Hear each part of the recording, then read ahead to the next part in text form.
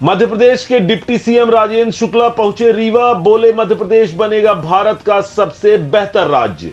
लाडली बहनों के खाते में हर माह आएगी किस्त। नमस्कार, बहुत बहुत स्वागत है आपका हिंदनामा न्यूज चैनल में।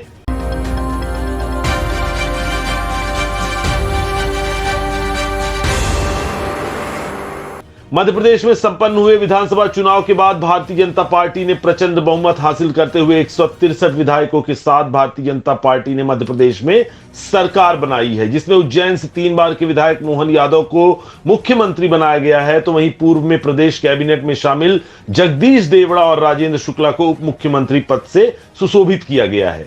जिसके बाद विंध्य क्षेत्र के लोगों में खुशी की लहर व्याप्त है, वो इसलिए कि राजेंद्र शुक्ला विंध्य के दिग्गज नेताओं में शुमार हैं और अब उप मुख्यमंत्री बनने के बाद राजेंद्र शुक्ला पहली बार अपने गृह क्षेत्र रीवा पहुंचे, जहां रिमही जनता के साथ ही पार्टी कार्यकर्ताओं ने गर्मजोशी से उनका स्वागत किया है।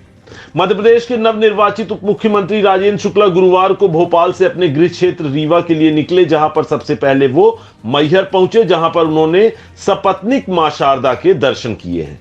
आपको बता दें, इस दौरान स्थानीय लोगों ने ढोल नगाड़ों से रेलवे स्टेशन में उप मुख्यमंत्री का जोरदार स्वागत किया। मां शारदा के दर्शन कर डिप्टी सीएम ने मां का आशीर्वाद लिया। उसके बाद उप मुख्यमंत्री चित्रकूट के लिए रवाना हो गए और वहां पर उन्होंने कामतगिरी के दर्शन कर सड़क मार्ग से कार द्वारा रीवा के लिए प्रस्थान किया, जिसके बाद शुक्रवार की शाम वह अपने गृह क्षेत्र रीवा पहुंचे, जहां पर कार्यकर्ताओं ने उनका गर्मजोशी के साथ स्वागत किया।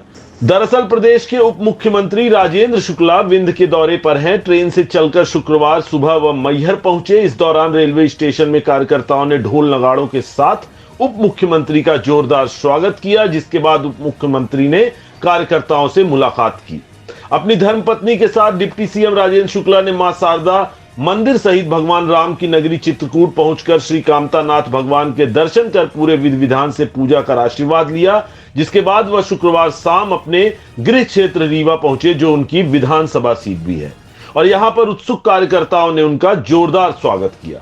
पार्टी कार्यालय में भी भाजपा कार्यकर्ताओं ने ढोल नगाड़े व आतिशबाजी के साथ अपने नेता व उप मुख्यमंत्री का भव्य स्वागत किया है। आपको बता दें, मीडिया से रूबरू होकर डिप्टी सीएम शुक्ल ने कहा कि जब भी कोई नई जिम्मेदारी मिलती है तो शारदा मां के धाम में जाता हूं, उनके चरणों में शीश नवा के अपने काम की शुरुआत करता हूं। उनसे प्रार्थना की है कि हमें इतनी बुद्धि और शक्ति दें कि जनता की जो भी अपेक्षाएं हैं, हमारे मध्य प्रदेश को हिंदुस्तान में सबसे बेहतर राज्य बनाना और विंध्य क्षेत्र को सबसे समृद्धशाली इलाका बनाना, यह जो भी बड़े काम हैं यह हमारे प्रयास भर से नहीं होंगे, ये सारे काम आप सबके कृपा से होंगे।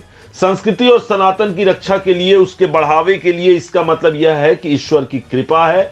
जब आगाज ऐसा है तो इसका अंजाम भी अच्छा ही होगा। हमारा विंध्य क्षेत्र सबसे समृद्धशाली होगा।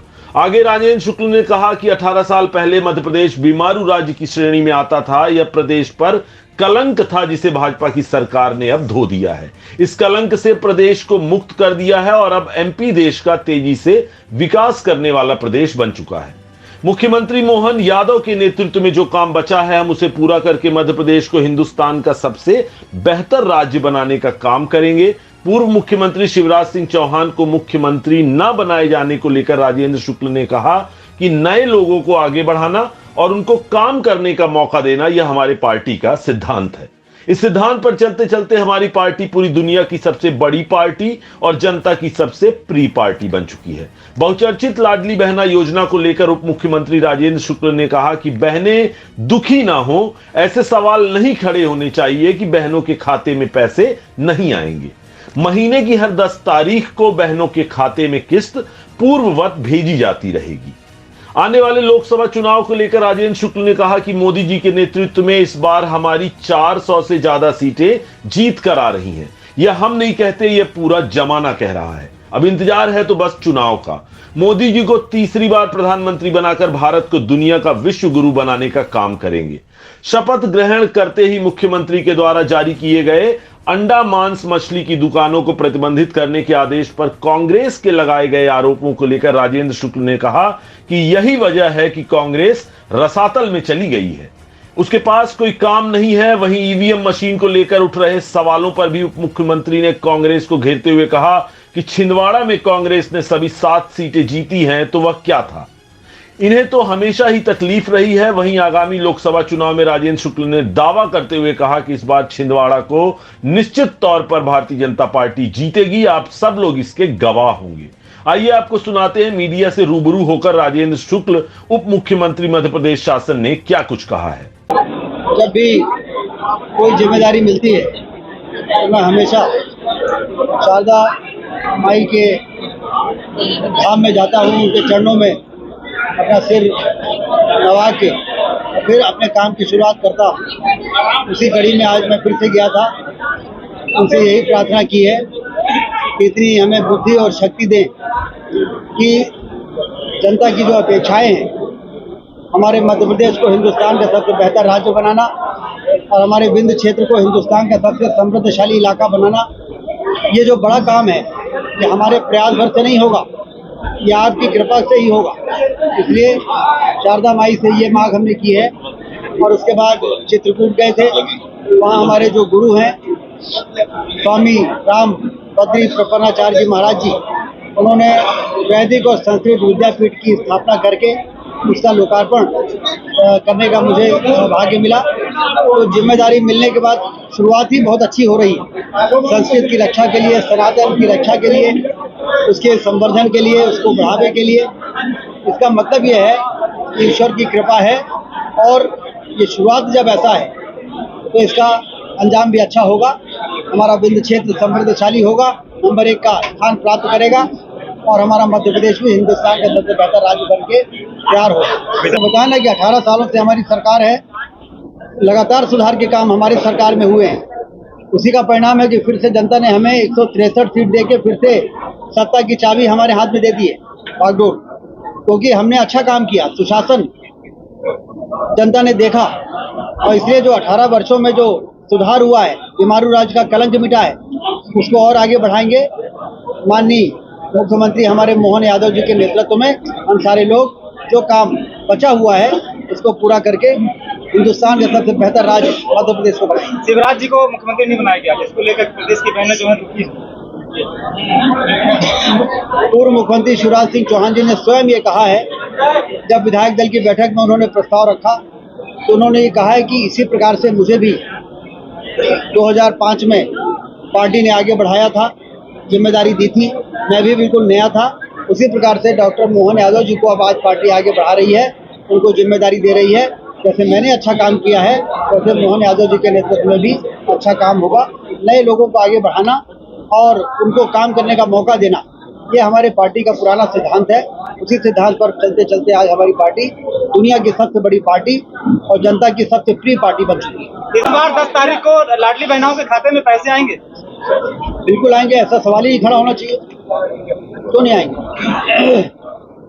देखिए, मोदी जी के नेतृत्व में तो 400 से ज्यादा सीट इस बार आ रही। हम नहीं कह रहे, जमाना कह रहा है, पूरा देश कह रहा है, चुनाव का इंतजार हो रहा है। मोदी जी को तीसरी बार प्रधानमंत्री बना के भारत को दुनिया में विश्व गुरु के स्थान पर इसके करीब मोदी जी ने पहुंचा दिया है।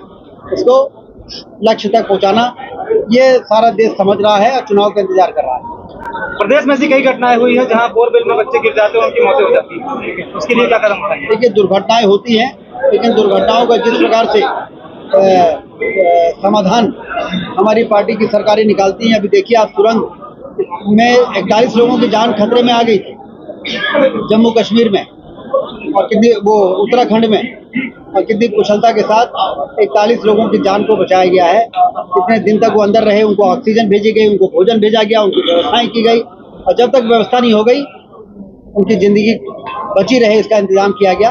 तो रेस्क्यू ऑपरेशन जितना बेहतर तरीके से भारतीय जनता पार्टी के शासन में होता है, इसके पहले ऐसा कभी देखने को नहीं मिला है। मंत्रिमंडल गठन को लेकर जो कयास लगाया जा रहा है, कितने बिंदु से कितने मंत्री तय किए जाएंगे? यही बार एक ऐसा सवाल है जिसका जवाब मेरे पास नहीं, क्योंकि केंद्रीय नेतृत्व तो तय करेगा, वरिष्ठ नेता तय करेंगे, मंत्रिमंडल मुझे नहीं तय करना। मुझे तो मंत्री बना दिया, उप मुख्यमंत्री बना दिया, बस इतना काम मेरा है। मैं वहाँ ताक झाक थोड़ी करता हूँ जब कौन बनना है कौन नहीं बनना।